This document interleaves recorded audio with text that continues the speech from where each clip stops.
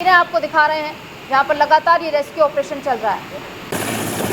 Basically जैसे हमारी total अभी तक 10,000 प्लस यात्री रेस्क्यू किए जा चुके हैं। जैसे आज भी लगभग 550 हेली रेस्क्यू हैं और लगभग 350 पैदल मार्ग के बाद रेस्क्यू हैं।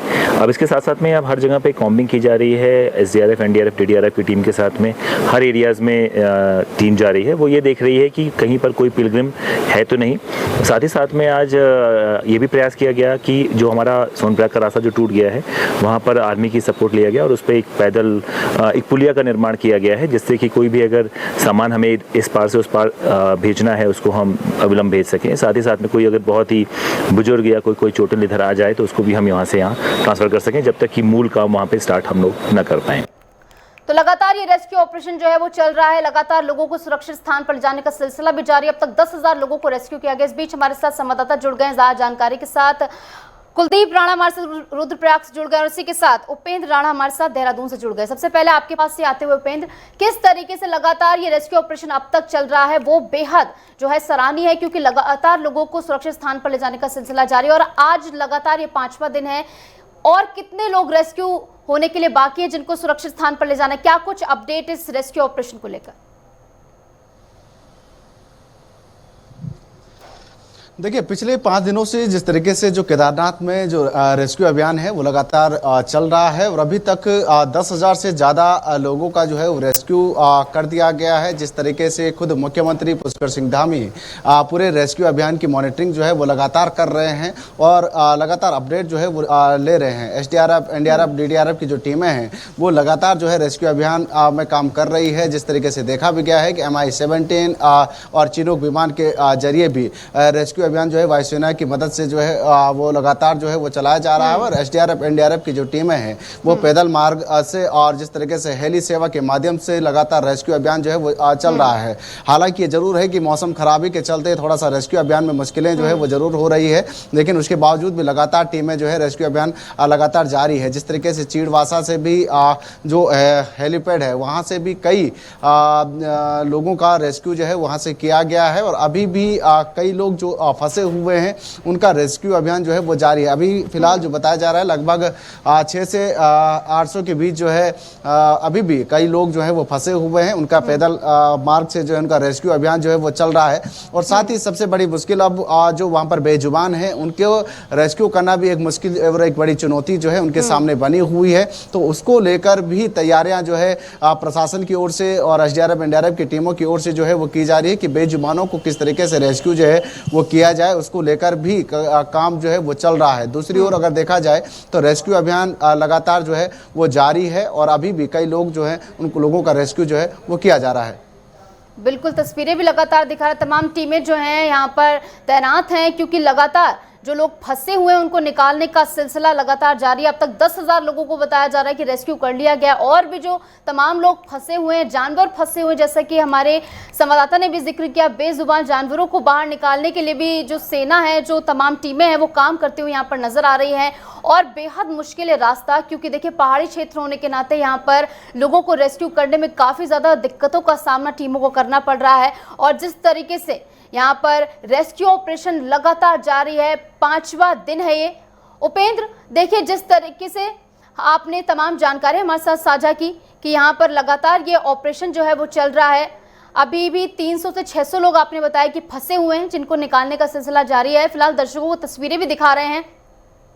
तस्वीरों के जरिए देख सकते हैं आप कि कितना ऊबड़ खाबड़ ये रास्ता है और जो लोग यहाँ पर फंसे हुए हैं उनको काफ़ी ज़्यादा दिक्कतों का सामना यहाँ पर करना पड़ रहा है। हालांकि हेलीकॉप्टर की मदद से भी लोगों को जो है रेस्क्यू करने का काम यहाँ पर किया जा रहा है। जल्द से जल्द सभी को किसी सुरक्षित स्थान पर पहुँचाने का काम प्रशासन की ओर से किया जा रहा है। सीएम धामी भी लगातार इसको लेकर जो है संज्ञान लिए हुए, नज़र बनाए हुए हैं, पल पल की अपडेट्स वो ले रहे हैं अधिकारियों से।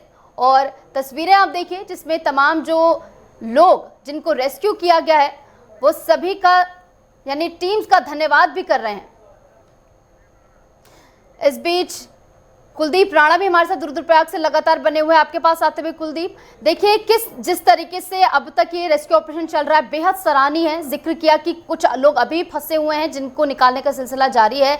तमाम अपडेट्स हमारे साथ उपेंद्र ने साझा की। इसी के साथ सीएम धामी की ओर से तमाम स्थानीय लोगों का भी धन्यवाद दिया गया है कि उनकी मदद से रेस्क्यू ऑपरेशन और ज्यादा आसान हो सका।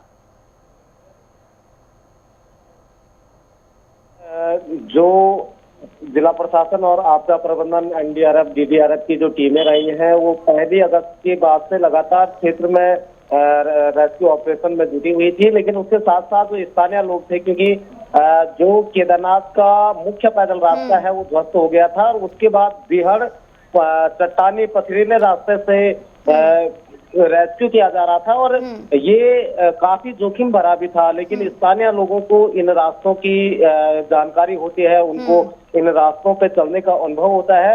यही वजह है कि स्थानीय लोगों ने इस पूरे ऑपरेशन में भरपूर जो टीमें थी रेस्क्यू की उनका साथ दिया और यही कारण है कि करीबन कल 10,300 से ज्यादा जो श्रद्धालु केदारनाथ के लिंचौली, रामबाड़ा, भीमबली इन स्थानों पर फंसे हुए थे, उनका सुरक्षित रेस्क्यू हो पाया है। हालांकि आज जो क्योंकि केदारनाथ के जो पैदल रास्तों में जितने लोग फंसे हुए थे उन सबका रेस्क्यू कर दिया गया है, लेकिन केदारनाथ धाम में जो लोग थे उनका आज शुरू हुआ है और वहां पे MH17 हेलीकॉप्टर और उसके साथ साथ चिनूक मालवाहक के जरिए भी यात्रियों को वहां से सुरक्षित निकाला जा रहा है।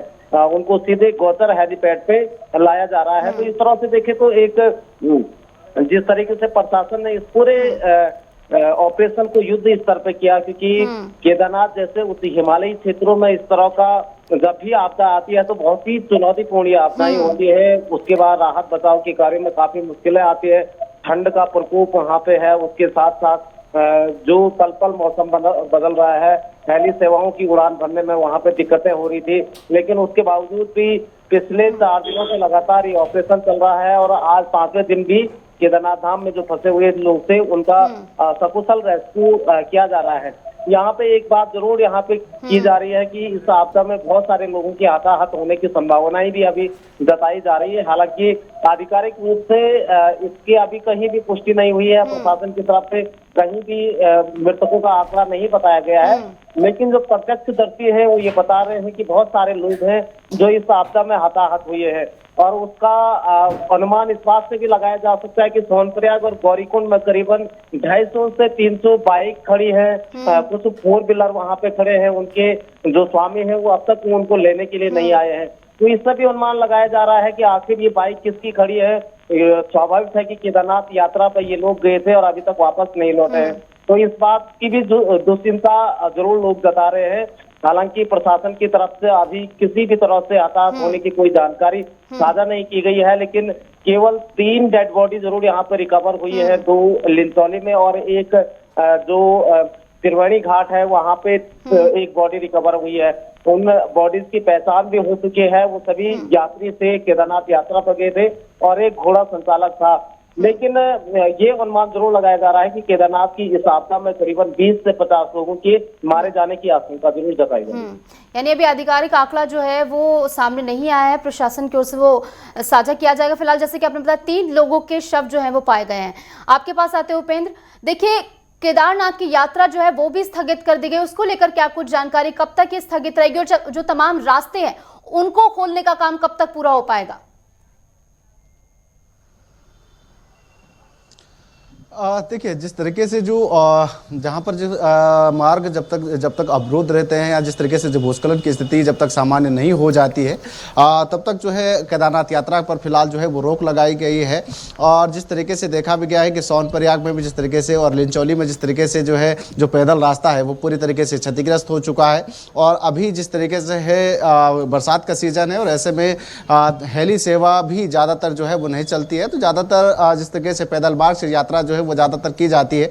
तो ऐसे में फिलहाल के लिए जो है इसको रोका गया है और साथ ही साथ जो अब मार्ग बनाने को लेकर भी जो टीमें हैं वो प्रयास कर रही है। जल्द जो है मार्ग को भी बनाया जाएगा, क्योंकि इसके बाद अभी क्योंकि यात्रा अभी 2 से 3 महीने जो है अभी फिलहाल शेष है, क्योंकि 2-3 महीने जो पीक सीजन अभी यात्रा का रहेगा वो अभी क्योंकि बहुत ज़्यादा है। तो ऐसे में अभी यात्रा मार्ग पर भी जो है वो तुरंत जल्द जो है वो काम किया जाएगा। जिस तरीके से रेस्क्यू अभियान जब पूर्ण हो जाएगा उसके बाद जो है तुरंत लिंचौली के पास से जो मार्ग कटा हुआ है उस मार्ग को जो है वो ठीक किया जाएगा। जहाँ जहाँ पर मार्ग क्षतिग्रस्त है उन मार्गों को फिर उसको सुधारा जाएगा और उसके बाद से फिर से यात्रा की शुरुआत जो है वो की जाएगी। लेकिन फिलहाल ये जरूर है कि जब तक पूरी स्थिति अगर जब तक सामान्य नहीं हो जाती है तब तक जो है केदारनाथ यात्रा पर फिलहाल जो है वो रोक लगाई गई है।